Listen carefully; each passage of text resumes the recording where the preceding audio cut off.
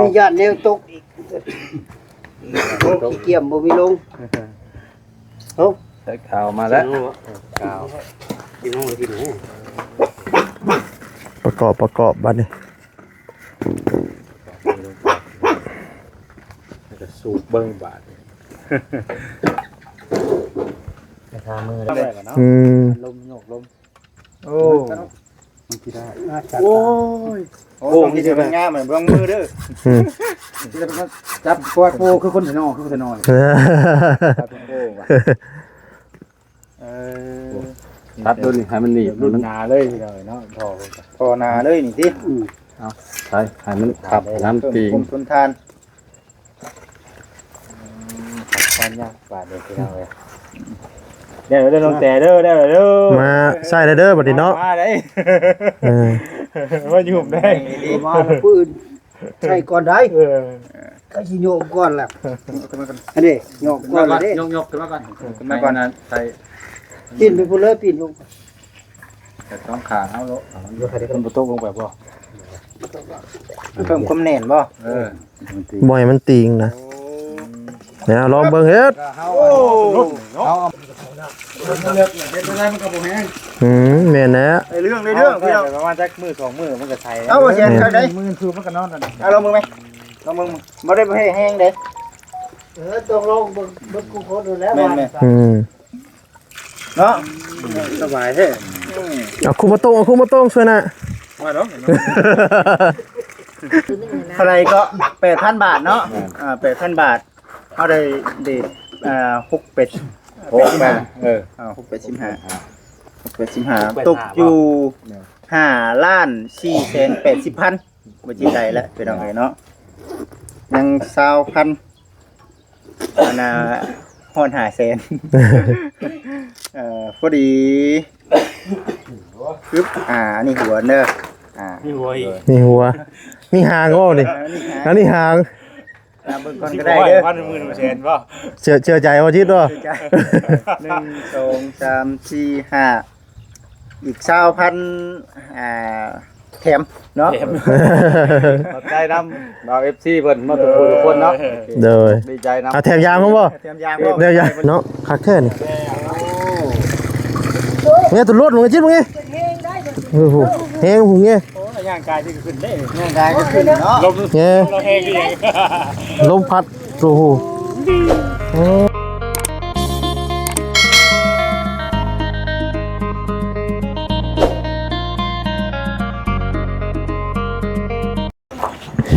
พี่น้องเนาะสุดท้ายสบายดีเด้อเนาะสบายดีพี่น้อง FC เพื่อสุขุสุคนพี่น้องเอ้ยเนาะเฮ้ยฮอดอ่ะบ่น่ะได้ล่ะเขียวฮักบ่เปลี่ยนเสียไหมวนเลยเนาะ คนก็ได้ กี่วันเลี้ยวเลยได้คือโอ้ไวเด้อแต่เนาะว่าจัง เป็นชมดาบมันจะวิทย์ เปลี่ยนเสียไหมเนาะ เช่นใหญ่ มันได้เสียใหญ่ใช่เด้อบาดนี่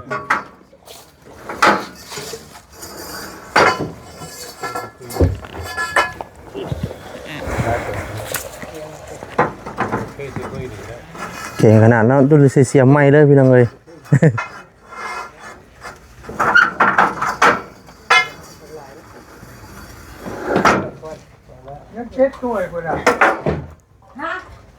ฮอดแล้วบ่30 เมตรฮอดแล้วบ่30 ปลายเลยโอ้เจ้าหน่อยก็ฮอดน้ำได้ซะเนาะเสียที่เดียวมันแข็งเนาะแข็งเจาะลงเงี้ย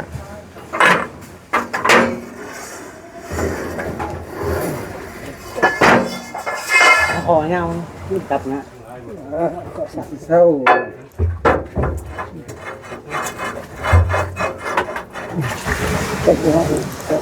30 ปลายเมตรรูปรถดาวใหม่ๆรูปใหม่ก็เจอเป็นเสียงได้มันก็โอเคใช่นั่นลูก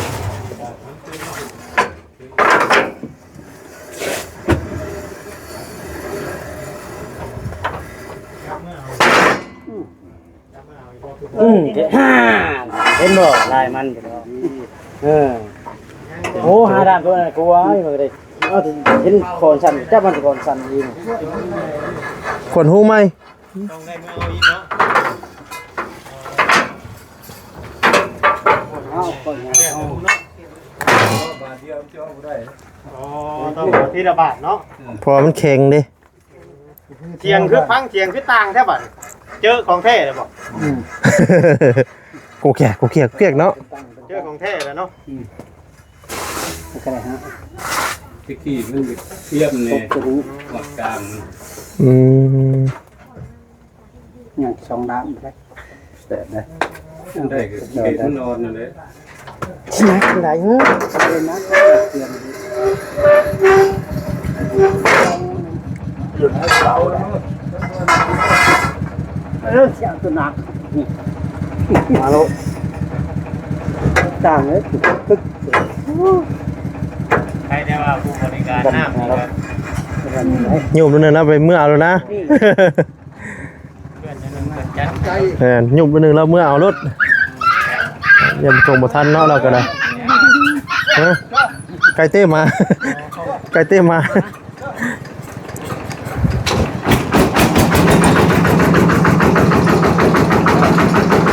บัดนี้เนาะเปลี่ยน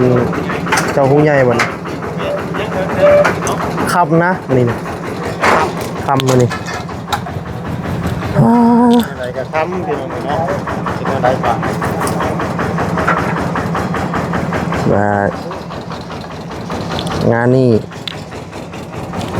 ต้องใส่เวลาบัดนี้พี่น้องเลยเนาะเพราะว่ามันแข็งได้พี่น้องเลยเนาะแข็งต้องเจาะบุญหูน้อยแล้วก็เจาะหูใหญ่พี่น้องเลยแต่30ปลายพี่น้องเลยเนาะมาสามพี่น้องเนาะทางวัดนี้ก็สิได้ถ่ายเป็นช็อตไปพี่น้องเนาะเวลามันยาวเกินไปพี่น้องเนาะผู้ใดบาทอันสรุปใกล้สิแล้วผู้ใดพี่น้องสิว่าสิมาอัปเดตอีกทีนึงพี่น้องเอ้ยเนาะอาสาพี่น้องเอ้ยพบกันใหม่เนาะพี่น้องเอ้ยเนาะ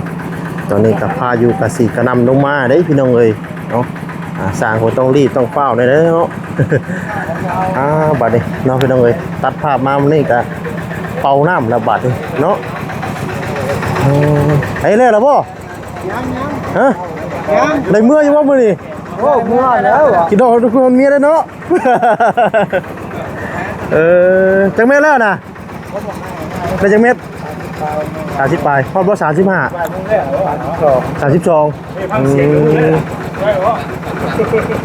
เมื่อไว้ทำเนี่ยสองคนเป็น กินหอนแห้งบ่ ทำแห้ง เชี่ยวกันได้เลยเนาะ อาจจะเรื่องจริงเขาเล่นเชียว กำลัง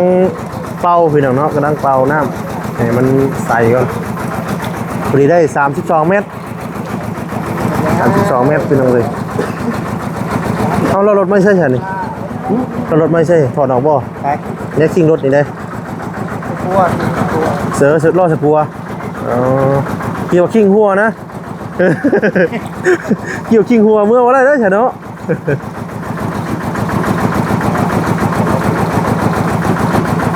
คือว่าอะไรมันแข็งเนาะดินแข็งเสียบบ่ได้ฮักบ่มื้อนี้กั้นใจเยอะเสียมฮักไปจังเลยเนาะแม่นบ่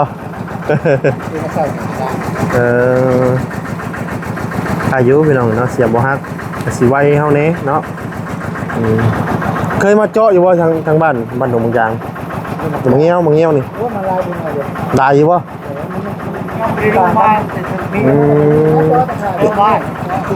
คุณบ่ทางในบ้านคุณบ่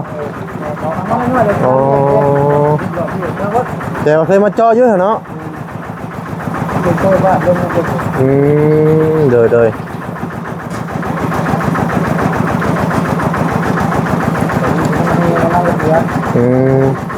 คือว่าครั้งแรกว่าทางนี้ ครั้งแรกแหกมาเนาะ ข้ามเรื่องแก่น้ำ เมียนบ่บ่หันบ่บ่ส่วนมันขายเพื่อได้มานะเนาะเปิดอันน้ำมา เปิดอาหารเพื่อเล่าบ่โอ้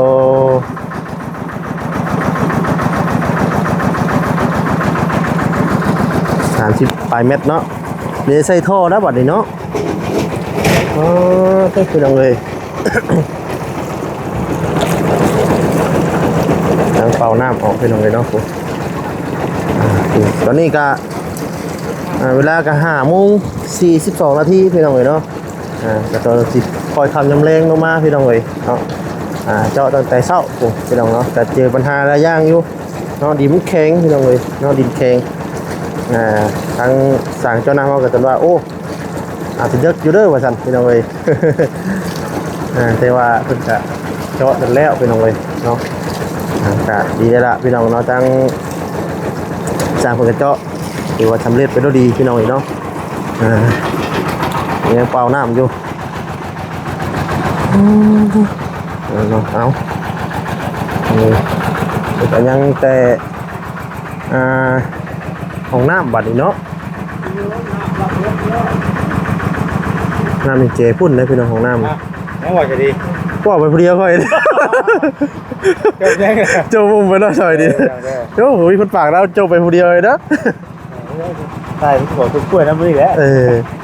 ว่าต้นกล้วยนะเอามาปลูกจะว่าเพยังเนาะ เพแล้วคนไหม จอบมากล้วยนี่ก็ยังบูชุบเทื่อเดืองอยู่ค่ะพี่น้องเห็นเดืองหมาดเด็ดไปชื่อ พี่เห็นเป็นปลากล้วยมันตาหน่อเลย เนาะยันเป็นสวนกล้วยบ่ได้ท่านนี่แล้วมันเป็นต้นกล้วยเนาะนี่ตัดได้เทือนเด้ เบาอยู่ นี่เอาพี่น้องเนาะนี่พุ่นแหละเนาะหมดใส่ลงคอน้ำบ่ได้พี่น้องเอ้ยเนาะเดี๋ยวสิถ่ายเทละช็อตไปคลิปนี้พี่น้องเอ้ยเนาะพี่น้องเนาะทางสร้างเพื่อเก็บอุปกรณ์พี่น้องเนาะสำเร็จแล้วบาทเลยพี่น้องเลยเนาะเดี๋ยวจะทางเก็บอุปกรณ์ครับจะได้ท่อให้พี่น้องเนาะท่อลงก็ถือว่าสำเร็จแล้วบาทเลยพี่น้องเนาะเดี๋ยวเขากระสิยุ่มเบิ้งเนาะปลาสีได้ใส่สำไดพี่น้องเลยเนาะติดตามน้ำกันได้พี่น้องเด้อเนาะกำลังประกอบเนาะมาทางใต้นี่สักหน่อยดึงมาทางใต้นี่ ชุกชิกมาใต้ นี่ดึงมาทางหัว ดึงมาหัวคือมันเป็นเที่ยงแล้วมันคันแล้วเที่ยงเลย มันคำแล้วบ่ มันบ่เที่ยงบ่โยเนาะมันเดิมคำแล้วกินฮอดกินเมียแล้วมันบ่ชื่อแล้วบัดนี้ มันแข็งอยู่แล้วบ่ยากเลยว่าต้องคุณรักคุณใหญ่ได้เนาะอันนี้ซุบกับไปมันเรื่อย ตะกี้นี่โอ้ยบ่เอาเนาะหารักตื้อๆเด้อมาตอกใส่ ๆรักตื้อใช่คือการหันเนี่ยตื่นมันแล้วก็เอารักมาเลยเนาะแต่ว่าที่เฮาไปได้แบบว่าแบบทุกข้าวก่อนน่ะนะมันของกันนั่นนี่แล้วเอาเรื่องไม่หรือว่ามันจังตกเนาะอยู่ฮะไม่ได้ปิดผมเนาะก็เรียก12เมตรกันนั่นเด้ เอาใส่ก่อนแบบซ้ำเฮาหาไม้หาตอกมาได้อ่ะนะกึบ เรียบร้อยเอาใส่ไปก็คือเนาะ โอ้ยสักบาทโล คากปัญญังกันขี้ฝุ่น ลงนะบาดนี้เนาะ มีญาติแนวตกอีกตกเกี่ยมบ่มีลงเอ้า ใส่ข่าวมาแล้วข่าว ประกอบบัดนี้ จะสูบเบิ้งบาดจะทามือเลยดูเจ้าของเฮียพญิงพูดเลื่อนถ่าอยู่พี่หามือตุ้ยเลยเหรอ มือตุ้ยเด้อวะ ตุ้ยผมมือบางมาแล้วมือ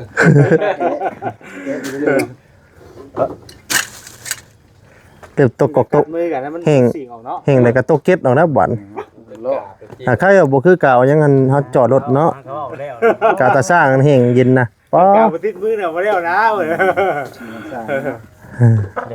บ่ต้องมีกาวติดมือได้เพิ่นจังว่าดูมันได้ เอาซ้ำมาแล้ว ต้องเห็นแล้วตก8เมตร เห็นบ่ฮอด10 เมตรนะได้ซ้ำพอแล้ว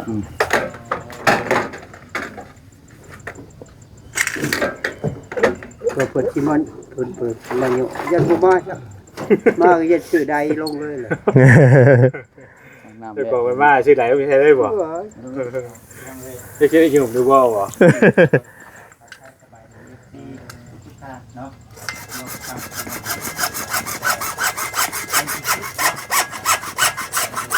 ก็กับท่านผมมีสั้น8ผู้ทอกอ่ะ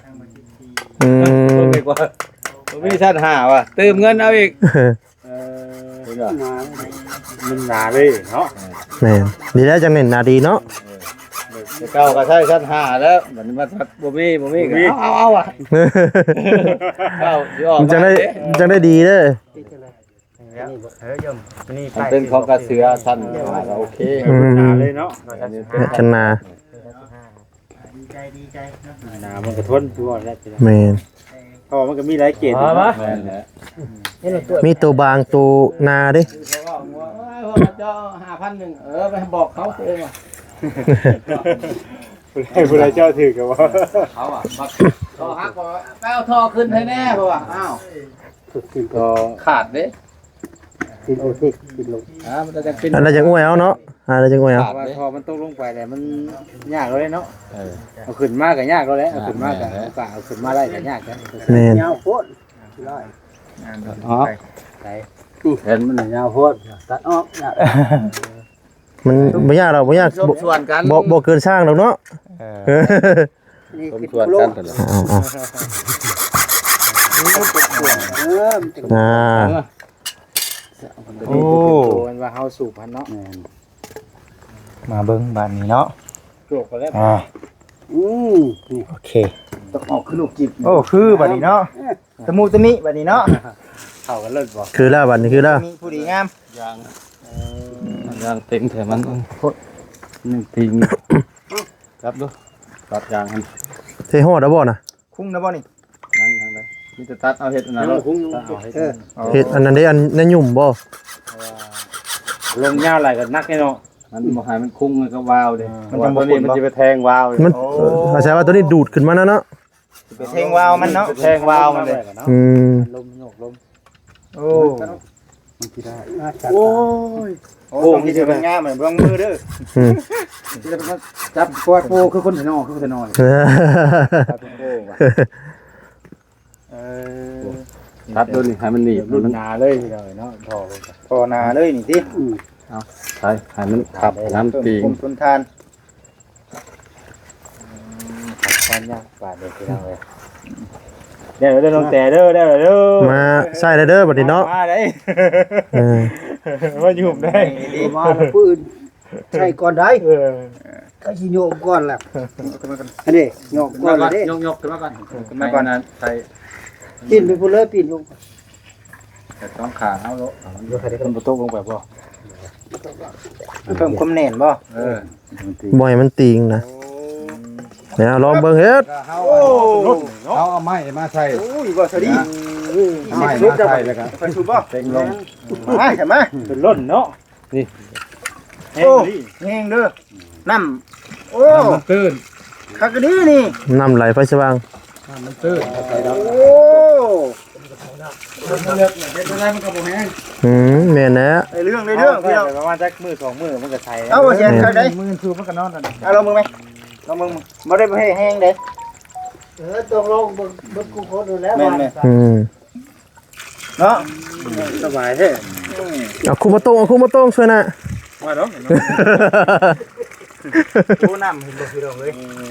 เนาะ ใส่ดอก เฮงได้อยู่ แห้งดีน่ะบ่สูบไม่ยังใกล้ก็ออกโอ้ตึกกว่าสิ ของไว้เนาะ ของไว้ดิ 1%ฮะเนี่ยสูบพวยังกล้าสิก็ออก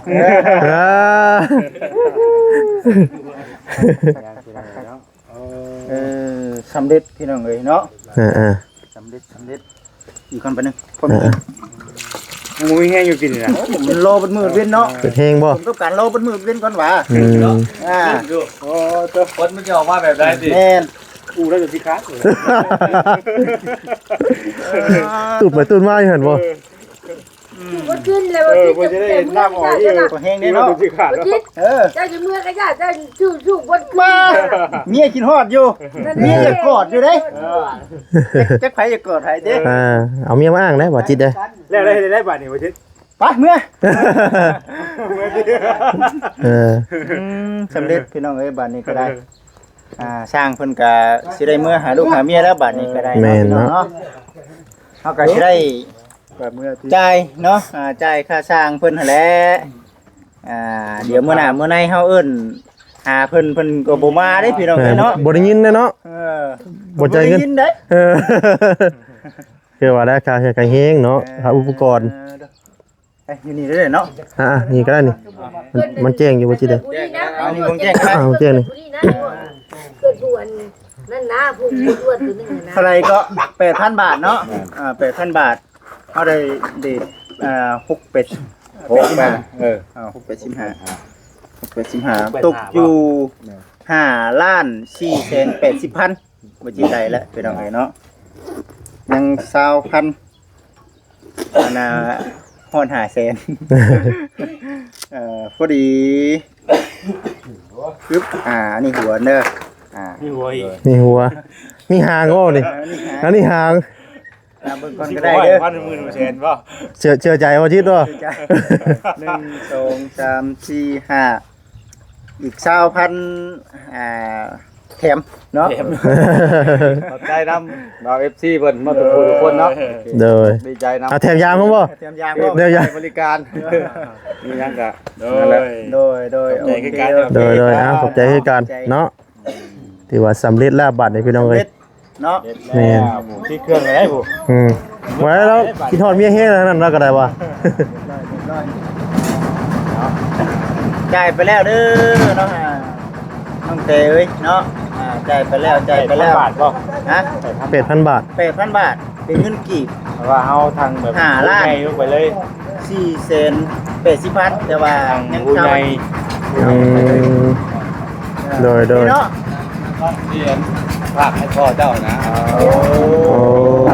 ทำงานเลย จิตย้อนนี่เขาก็ใจ เบิ่งว่าจิตก่อนสิยุ่มมึงด้วยไปลองยุ่มเบิ่ง แล้วใครเป็นเองก็จะได้ ก็สิมีเงินบ่นี่ เดี๋ยวนี้เนี่ยเฮ้ยเอาไปให้น้ำมันจิตเลย กูฝากกูบ่แล้ว เนาะ เดี๋ยวเอาไปน้ำมันจิตสบายดีเด้อ มีเงินติดถุงพี่น้องเอ้ยเนาะ โดยเรื่องการไปโดยนี่ไม่ใหญ่กัน เด้อบ่เป็นหยังบ่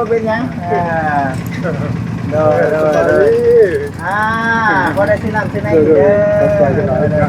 ด้อ โดยพี่น้องเอ้ยเนาะ ยุ่มบ่ว่าสิดีจะลองยุ่มมึงดูขยุ่มได้ขยุ่มแล้วโอเคเด้อขอบใจได้หลาย ใจละเด้อทางปลอดภัยเด้อทางปลอดภัยโอ้นะเฮ้ยเนาะคักแท้นี่เนี่ยตุลดมึงจิตมึงไงโอ้โหเฮงหูเงี้ย ย่างกายที่ขึ้นได้ ร่างกายก็ขึ้นเนาะ ลม เงี้ย เราเฮงอีก ลมพัดโอ้โหโอ้ว่าหยุ่มไปหยุ่มมาใส่จักเนาะ บ่ว่าบ่ยากดอกนี่น่ะผู้นั้นมาผู้นี้มาหนุ่มนะ เนาะ ไปเฉย เฮ้ย บ่ได้มี ต้อง แต่เฮาสิยุ่มได้บ่ ต้องเกี่ยวไปก่อนเนาะอย่ามันขึ้นสูง ดึงขึ้นได้นึง ได้น้ำก็ได้เพราะอัน นี่เนาะ พอจิต ว่าอย่าง ไปเป็นน้องเอ้ย ได้น้ำน้องเตก็ได้ ได้ สิเป็นหยัง สิเป็นหยังประมาณนี้ ระวังอะไรบ่ให้มันฮัก แต่ลายเนาะ ใช่ได้แต่ว่าระวัง ค่อยยุ่มเนาะ เฮากระติกไฟซะนี่ แล้วก็จบจัง ติ๊กสร้างบ่เครื่องในตู้นั่นบ่ ก็มองไปนี่เฮาสิพาไปเฮือนไอ้หมานได้เนาะแม่นบ่ เนาะแม่น ต่อเลยพี่น้องเนาะต่อเลยเจ้าได้โอ้งามเด้อพี่น้องเด้อเนาะ โดยเฮ้ยเจ้าให้มานั่นบ่ บอกกับคักก่อน เป็นจังได๋ เอาเด้อพี่น้องเด้อเนาะในเรื่องการเจ้าน้ำเจ้าในเนาะให้กับทางน้องเตนี่ก็ถือว่า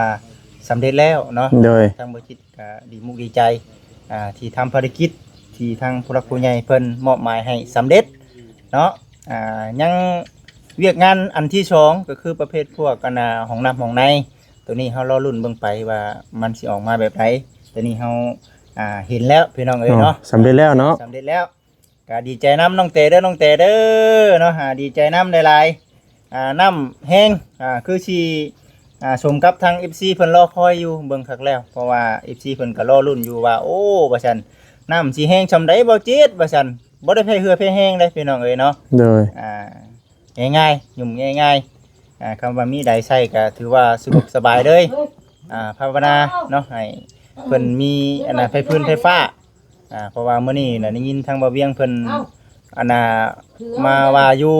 เรื่องไฟฟ้าเนาะ แม่นมาถามเบิ่งราคาคันว่าราคาที่ว่าทางผู้รักผู้ใหญ่เพิ่นบอกว่าตามงบที่ผู้รักผู้ใหญ่เพิ่นตั้งไว้ก็เพิ่นก็สิเข้าให้เลย โดย ว่าเพลงเกินไปเพิ่นก็ เพิ่น สิ ก็ เปิด สมทบเนาะ แม่นสำเร็จแล้วน้องแต่เนาะมาบัดนี้มีน้ำมีในก็ได้ใช้สะดวกสบายผู้ได้เฮาล้างก่อนกาวได้พี่น้องเอ้ย ข่าวกาวติดมือเนาะ กาวติดมือบ่ชิดนะ สายพี่น้องเนาะสำหรับวันนี้นำลาไปก่อนนะพี่น้องเด้อเนาะผิดพลาดประการใดเนาะขอโทษขออภัยนำลาก็จะไปก่อนแล้วเนาะจะได้มีแห่งบุญทุกท่านทุกคนพี่น้องเนาะขอบคุณในไลน์พี่น้องเนาะที่เข้ามารับชมคลิปในช่องทางบทสดีในมื้อนี้เนาะอยู่ดีมีแห่งบุญทุกท่านทุกคนเนาะนำลาไปแล้วเนาะติดตามคลิปต่อไปบัดพี่น้องเนาะเรื่องของหน้าของในก็รอติดตามกันเด้อพี่น้องเด้อเนาะสำบายดีพี่น้องเอ้ย